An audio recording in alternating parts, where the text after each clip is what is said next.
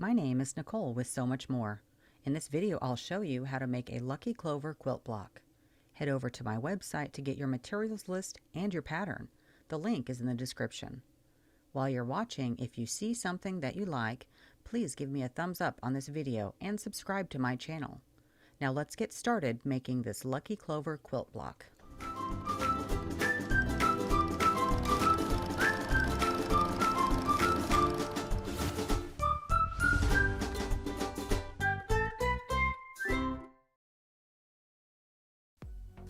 Once you've cut your fabrics to size, we're going to first create these snowballed corners.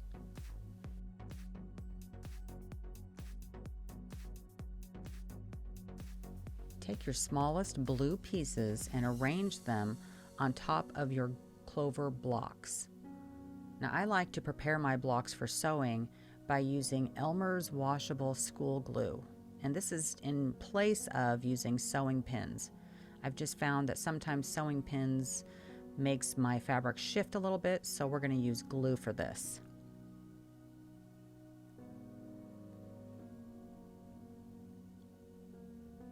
I'm using a micro-tipped bottle to add minimal amounts of glue to each piece. And once you have your glue in place, you'll just arrange the blue squares over the glue dots. Take a hot iron to all of the glued pieces.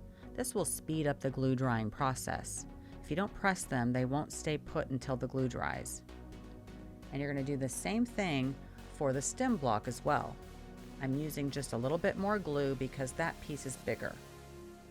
And like I said, if you don't want to use glue, that's okay. You can always try to keep things stable while sewing, or just use sewing pins as well. Taking all of these pieces to the sewing machine, we'll be stitching these corner pieces into place on the diagonal.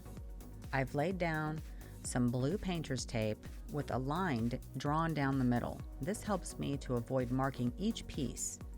Instead, I'm just keeping the small fabric pieces aligned from the top diagonal to the bottom diagonal while I'm stitching these in place. And I'm doing this with some chain piecing, which makes the process go that much faster.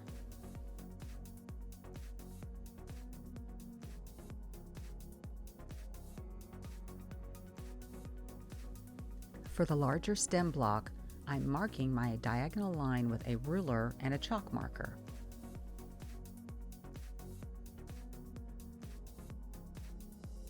And once I have all of my stitching done, I'll cut off the excess fabric by using my fabric scissors.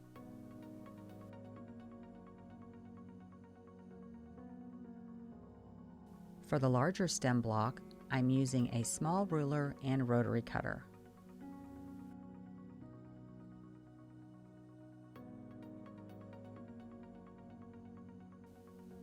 Now it's time to press our seams open. I love using my wool pressing mat and my Oliso mini iron.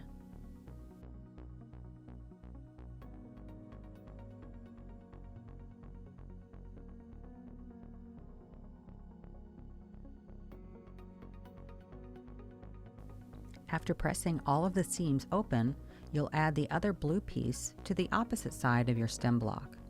Draw another chalk line and stitch this into place. Cut off the excess and press those seams open as well. Now it's time to assemble our blocks.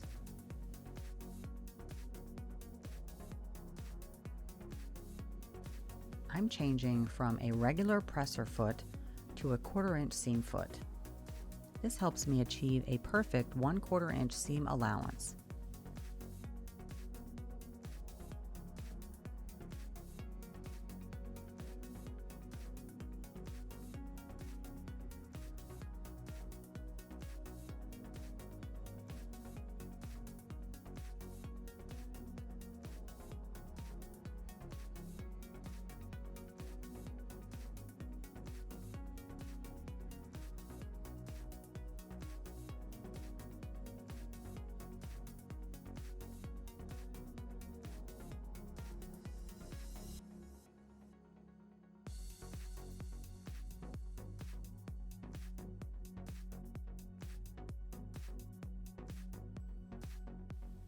Now that we've sewn the top unit and the bottom unit, we're going to press our seams in the opposite direction.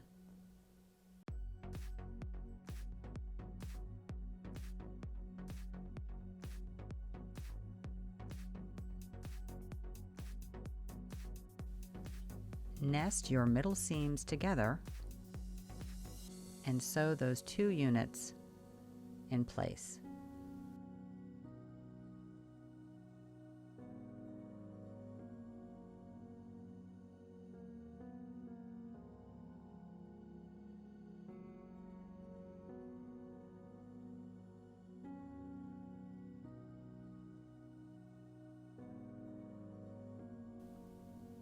Press that final seam open.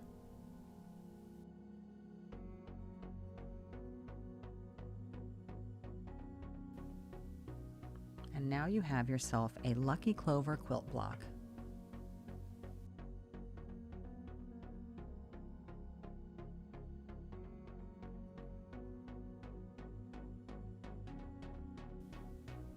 Make a few blocks for a small project, or make more for a table runner or a lap quilt. Remember, this pattern comes in 3 different sizes. Head over to the link in the description to get your pattern and start making these fun Lucky Clover blocks today.